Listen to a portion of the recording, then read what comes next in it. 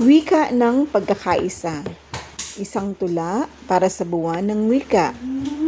Sa bawat titik na aking binibigkas, pusong Pilipino'y buong lakas.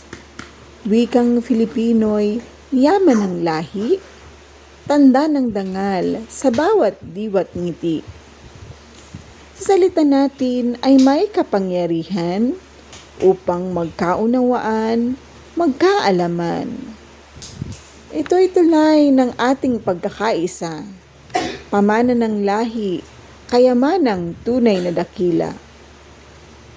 Sa buwan ng wika, atin ngang gunitain, ang wikang minana sa ninunot bayaning gising.